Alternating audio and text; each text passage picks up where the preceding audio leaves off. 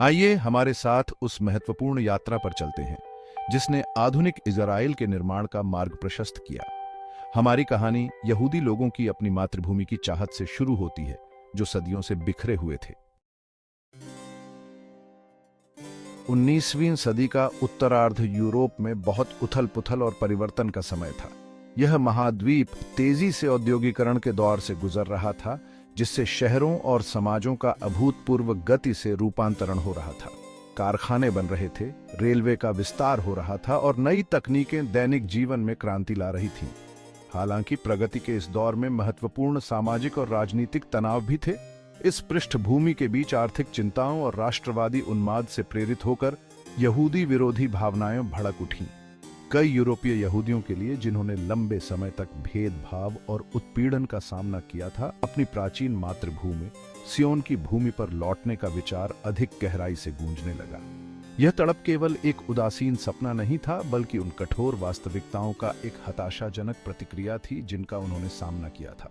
इस तड़प को थियोडोर हर्जल में एक शक्तिशाली आवाज मिली, जो एक पत्रकार थे और अपने समय के व्यापक यहूदी विरोधी भावना से बहुत परेशान थे। हर्जल, जो मूल रूप से एक धर्मनिरपेक्ष यहूदी थे, फ्रांस में ड्रेफस प्रकरण से बहुत प्रभावित हुए थे, जहां सेना के एक यहूदी अधिकारी को राजद्रोह के झूठे आरोप में दोषी ठहराया गया था। इस घटना ने हर्जल के इस विश्वास को मजबूत किया कि यहूदी यूरोप में वास्तव में कभी भी सुरक्षित या स्वीकृत नहीं हो सकते हैं। हर्जल का मानना था कि यहूदी प्रश्न का समाधान एक यहूदी राज्य की स्थापना है। उन्होंने 1896 में प्रकाशित अपने महत्वपूर्ण काम डेर जुडेन स्टैट यहूदी राज्य में अपने दृष्टिकोण को व्यक्त किया। हर्जल ने तर्क दिया कि यहूदी अस्तित्व और गरिमा को सुनिश्चित करने का एकमात्र तरीका एक संप्रभु यहूदी राष्ट्र का निर्माण है। उनके विचार क्रांतिकारी थे और उन्होंने यहूदी समुदायों के भीतर तीव्र बहस छेड़ दी। हर्जल के विचारों ने कई लोगों को प्रभावित किया और जल्द ही ज़ायोनिस्ट मूवमेंट का जन्म हुआ। 1897 में हर्जल ने स्विट्जरलैंड के बासेल में फर्स्ट ज़ायोनिस्ट कांग्रेस बुलाई, जिसमें यहूदी समुदाय के प्रतिनिधियों को एक साथ लाया गया। कांग्रेस का उद्देश्य फिलिस्तीन में एक यहूदी राज्य के लिए अंतर्राष्ट्रीय समर्थन हासिल करना था, जो यहूदियों के लिए गहरे ऐतिहासिक और धार्मिक महत्व वाली भूमि है। शुरुआती ज़ायोनिस्ट्स ने सीमित संसाधनों और राजनीतिक प्रभाव के साथ एक कठिन लड़ाई का सामना किया। वे एक विविध समूह थे, जिसमें धर्मनिरपेक्षतावादी, धार्मिक यहूदी, समाजवादी और पूंजीपति शामिल थे, जिनमें से प्रत्येक के पास भविष्य के यहूदी राज्य के लिए अपना दृष्टिकोण था। इन मतभेदों के बावजूद वे एक समान लक्ष्य से एकजुट थे: अपनी पैतृक मातृभूमि में यहूदियों के लिए एक सुरक्षित आश्रय बनाना। आंतरिक विभाजनों के बावजूद एक यहूदी मातृभूमि का सपना एक शक्तिशाली एकीकृत शक्ति बना रहा। ज़ायोनिस्ट नेताओं ने आगे के सर्वोत्तम मार्ग के बारे में जोशीले बहस में भाग लिया, लेकिन वे सभी इस उद्देश्य के लिए प्रतिबद्ध थे। उन्होंने धन जुटाने, सरकारों की पैरवी करने और दुनिया भर के प्रभावशाली लोगों का समर्थन हासिल करने के लिए अथक प्रयास किया। उन्होंने जमीन खरीदी, बस्तियां स्थापित की और अंतर्राष्ट्रीय समर्थन जुटाने के लिए अथक प्रयास किया। शुरुआती बसने वालों, जिन्हें पायोनियर्स या हलुत्सिम के नाम से जाना जाता है, ने भूमि को कृषि योग्य बनाने के लिए कठोर परिस्थितियों का सामना किया। उन्होंने दलदलों को सुखाया, फसलें लगाईं और बुनियादी ढांचा तैयार किया, जिससे आने वाली पीढ़ियों के लिए जमीन तैयार हुई। ज़ायोनिज्म के बीज, जो आशा और हताशा में बोए गए थे, एक ऐसी वास्तविकता में बदलने के लिए नियत थे जो मध्य पूर्व के भू राजनीतिक परिदृश्य को बदल देगी। आने वाले दशकों में यहूदी प्रवासियों की लहरें फिलिस्तीन आती रहीं, प्रत्येक अपने सपनों और आकांक्षाओं को साथ लाती रहीं। ज़ायोनिस्ट मूवमेंट को कई चुनौतियों का सामना करना पड़ेगा, लेकिन क्षेत्र और दुनिया पर इसका प्रभाव गहरा और स्थायी होगा। वर्ष 1917 ने ज़ायोनिस्ट संघर्ष में एक महत्वपूर्ण मोड़ दिया। प्रथम विश्व युद्ध के बीच ब्रिटिश सरकार ने फिलिस्तीन में यहूदी लोगों के लिए एक राष्ट्रीय घर के लिए समर्थन व्यक्त करते हुए बल्फोर डिक्लेरेशन जारी किया। ब्रिटेन ने फिलिस्तीन में एक यहूदी राज्य को एक रणनीतिक संपत्ति और एक नैतिक कारण के रूप में देखा। घोषणा ने ज़ायोनिस्ट्स को ब्रिटिश साम्राज्य द्वारा समर्थित एक राजनीतिक ताकत में बदल दिया। हालांकि इसने यह निर्धारित किया कि फिलिस्तीन में मौजूदा गैर यहूदी समुदायों के अधिकारों पर कोई भी चीज पक्षपातपूर्ण नहीं होनी चाहिए, जिससे भविष्य के संघर्ष की नींव पड़ी। बैल्फोर डिक्लेरेशन एक ऐतिहासिक घटना थी, एक ऐसा वादा जिसने लाखों लोगों की नियति को आकार दिया।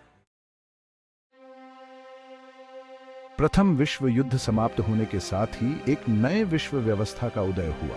ट्रीटी ऑफ वर्साई ने सीमाओं को फिर से आकार दिया और राष्ट्रों को फिर से परिभाषित किया, जिससे एक जटिल भू राजनीतिक परिदृश्य के लिए मंच तैयार हुआ। ऑटोमन साम्राज्य खंडहर में पड़ा था। इसके विशाल क्षेत्र विजयी शक्तियों के बीच विभाजित थे। फिलिस्तीन गहरे ऐतिहासिक और धार्मिक महत्व वाली भूमि ने खुद को अंतरराष्ट्रीय राजनीति के केंद्र में पाया। उसका भविष्य अनिश्चित और लड़ाई का विषय बना हुआ था। लीग ऑफ नेशंस ने इस क्षेत्र में स्थिरीकरण लाने के उद्देश्य से ब्रिटेन को फिलिस्तीन का प्रशासन करने के लिए एक मैंडेट प्रदान किया। यह मैंडेट इस क्षेत्र को अंतिम स्वतंत्रता के लिए तैयार करने के लिए था, जो चुनौतियों और उम्मीदों से भरा काम था। ज़ायोनिस्ट्स के लिए ब्रिटिश मैंडेट एक वादे और एक चुनौती दोनों का प्रतिनिधित्व करता था। यह यहूदी लोगों के लिए एक राष्ट्रीय घर का वादा था, जैसा कि बाल्फोर डिक्लेरेशन में कल्पना की गई थी, लेकिन जटिल राजनीतिक परिदृश्य और फिलिस्तीन की विविध आबादी को नेविगेट करने में एक चुनौती भी थी। यहूदी प्रवासियों का आगमन, जो ज़ायोनिस्ट सपने से प्रेरित थे और यूरोप में उत्पीड़न से भाग रहे थे, ने अरब आबादी के साथ तनाव पैदा कर दिया, जिन्हें विस्थापन और अपनी राष्ट्रीय आकांक्षाओं के नुकसान का डर था। इन चुनौतियों के बावजूद फिलिस्तीन में यहूदी समुदाय फला फूला। उन्होंने तेल अवीव जैसे नए शहरों का निर्माण किया, कृषि बस्तियां स्थापित की और एक जीवंत सांस्कृतिक जीवन का निर्माण किया, जिसमें थिएटर, समाचार पत्र और स्कूल शामिल थे। हिब्रू भाषा, जो लंबे समय से निष्क्रिय थी, ने एक उल्लेखनीय पुनरुत्थान का अनुभव किया। जेरूसलम के हिब्रू यूनिवर्सिटी जैसे शिक्षण संस्थानों ने यहूदी दुनिया भर के विद्वानों को आकर्षित किया, जिससे यहूदी विचार और संस्कृति में पुनर्जागरण हुआ। मैंडेट की अवधि महत्वपूर्ण विकास और प्रगति का समय थी। बुनियादी ढांचा परियोजनाओं ने सड़कों और संचार में सुधार किया और नए उद्योग जड़ें जमाने लगे। हालांकि यह अवधि यहूदी और अरब समुदायों के बीच बढ़ते तनाव से भी चिह्नित थी, जिसके कारण संघर्ष हुए और एक गहरा विभाजन पैदा हुआ, जिसने इस क्षेत्र के भविष्य को आकार दिया। जैसे ही द्वितीय विश्व युद्ध समाप्त हुआ, दुनिया यहूदी लोगों के खिलाफ नाजी नरसंहार के पूर्ण पैमाने पर जाग गई। हॉलोकॉस्ट ने ज़ायोनिस्ट आंदोलन के लिए सहानुभूति और समर्थन की लहर पैदा कर दी। 1947 में यूएन जनरल असेंबली ने फिलिस्तीन को 2 राज्यों में विभाजित करने के लिए मतदान किया, एक यहूदी और एक अरब, जेरूसलम के साथ एक अंतरराष्ट्रीय शहर के रूप में। यहूदी नेतृत्व ने इस योजना को स्वीकार कर लिया, इसे राज्य के लिए सबसे अच्छी उम्मीद के रूप में देखा। अरब जगत ने इस योजना को खारिज कर दिया, इसे विश्वासघात और उनके अधिकारों का उल्लंघन माना। संयुक्त राष्ट्र विभाजन योजना ने दोनों समुदायों के बीच एक अंतिम खूनी तस्लीम का मंच तैयार किया।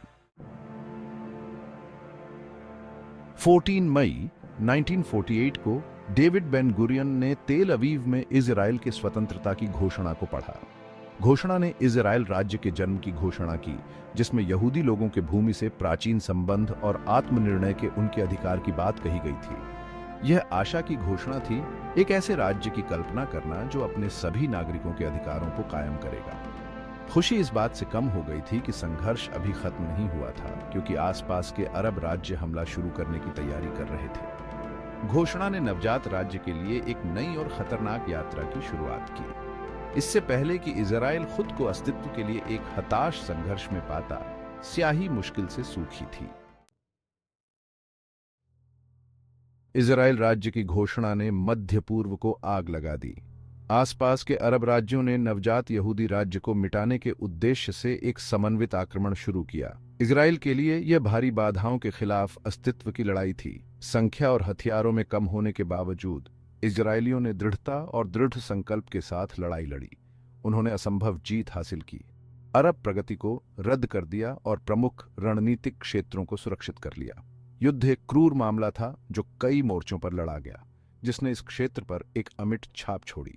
1949 में युद्ध विराम समझौतों ने लड़ाई को समाप्त कर दिया, जिसमें इजराइल विजयी हुआ, लेकिन जख्मी हो गया। युद्ध ने दशकों तक और रक्तपात और दुश्मनी का मंच तैयार किया, जिससे पीढ़ियों तक राजनीतिक परिदृश्य बना रहा।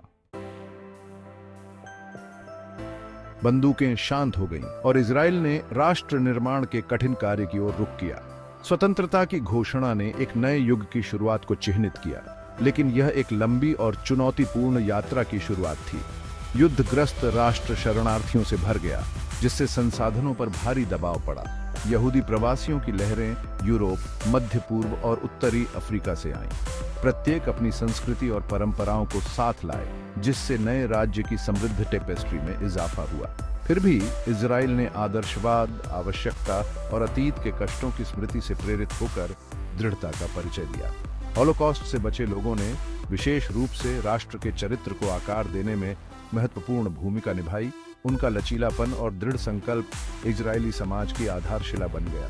उन्होंने शहरों का निर्माण किया, विश्वविद्यालयों की स्थापना की और एक जीवंत सांस्कृतिक जीवन का निर्माण किया।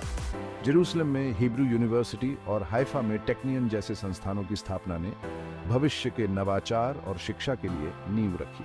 शुरुआती वर्षों को तपस्या और बलिदान, लेकिन आशावाद की भावना से भी चिह्नित किया गया था। राशनिंग आम थी और परिवारों को अक्सर बहुत कम में ही काम चलाना पड़ता था। फिर भी समुदाय की भावना और साझा उद्देश्य मजबूत था। नए राज्य ने चुनौतियों का सामना किया, एक विविध आबादी को एकीकृत करना, एक राष्ट्रीय पहचान बनाना और अपनी सीमाओं की रक्षा करना। इजराइल रक्षा बलों IDF की स्थापना नवोदित राष्ट्र की रक्षा के लिए की गई थी और सुरक्षा और स्थिरता बनाए रखने में उनकी भूमिका महत्वपूर्ण हो गई। बुनियादी ढांचे और प्रौद्योगिकी में सरकारी निवेश से प्रेरित होकर अर्थव्यवस्था में विविधता आने लगी। सड़कों, पुलों और संचार नेटवर्क का निर्माण किया गया, जिससे आर्थिक विकास और प्रगति की नींव पड़ी। इजराइल के शुरुआती वर्ष विजय और त्रासदी दोनों के समय थे। निर्माण और बचाव के राष्ट्र को कई बाधाओं का सामना करना पड़ा, लेकिन अपने लोगों के सामूहिक प्रयासों ने सुनिश्चित किया कि इजराइल न केवल जीवित रहे, बल्कि फलने फूलने लगा, जिससे आने वाली पीढ़ियों के लिए मंच तैयार हुआ। इस ऐतिहासिक यात्रा में शामिल होने के लिए धन्यवाद।